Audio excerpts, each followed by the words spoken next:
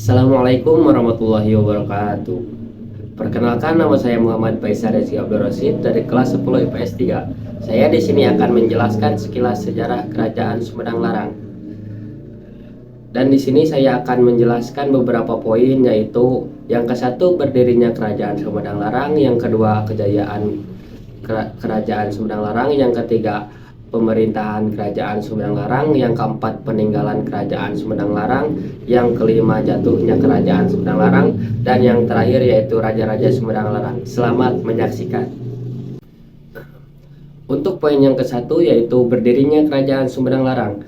Kerajaan ini berdiri pada tahun 721 Masehi oleh Prabu Tajimalela, keturunan dari Raja Witekandayun dari Kerajaan Galuh di wilayah bekas dari Kerajaan Tembong Agung. Kerajaan ini juga pernah dikenal sebagai nama Imbar Buana sebelum berganti menjadi Sumedang Larang. Untuk poin yang kedua yaitu kejayaan Kerajaan Sumedang Larang. Masa kejayaan Kerajaan Sumedang Larang mencapai puncak pada masa pemerintahan Pangeran Angkawijaya atau lebih dikenal dengan Prabu Gesah Ulun. Dia dinobatkan sebagai Prabu Sumedang oleh Prabu Siliwangi pada tahun 22 April 1579 Masehi. Wilayah Kerajaan Sumedang Larang meliputi seluruh Jawa Barat kecuali Kesultanan Banten dan Kesultanan Cirebon. Untuk poin yang ketiga yaitu pemerintahan Kerajaan Sumedang Larang. Pusat pemerintahan berada di wilayah Citembong Karang yang saat ini termasuk wilayah Kabupaten Sumedang.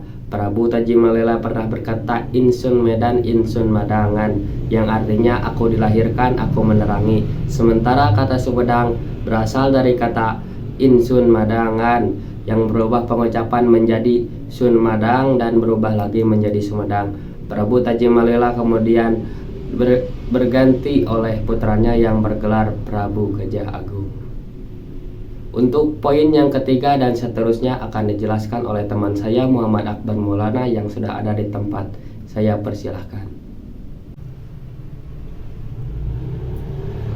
Terima kasih kepada rekan saya yang memberikan waktu kepada saya untuk menjelaskan poin-poin selanjutnya. Untuk poin yang keempat adalah peninggalan Kerajaan Sumedang Larang. Meninggalkan artefak sejarah Kerajaan Sumedang Larang yang tersimpan di Museum Prabu Gesah Ulun, yaitu yang ke-1 mahkota binokasi, yang kedua atribut kerajaan, yang ketiga senjata pusaka, yang keempat naskah-naskah kuno, yang kelima alat musik gamelan.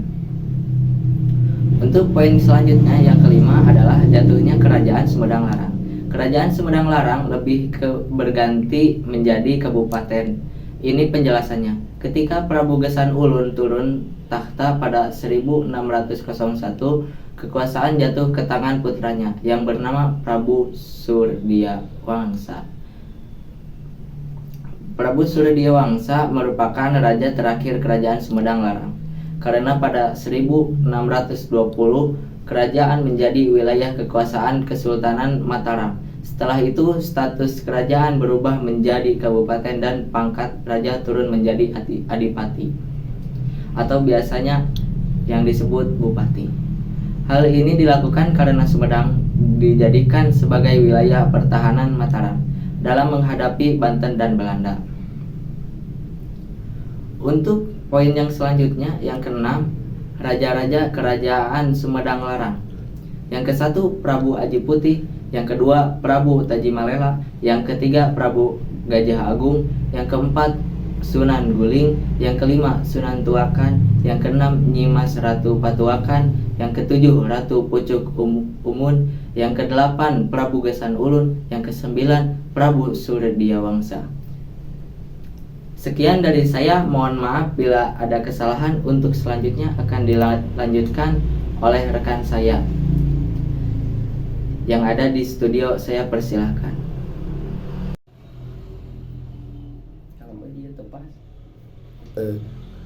Terima kasih kepada rekan saya Muhammad Akbar Maulana yang telah menyampaikan poin-poin yang selanjutnya. Video ini dibuat atas tugas dari guru kami yaitu Pak Rohman Wirawan dari mata pelajaran Sejarah Indonesia. Sekian dari saya. Wassalamualaikum warahmatullahi wabarakatuh.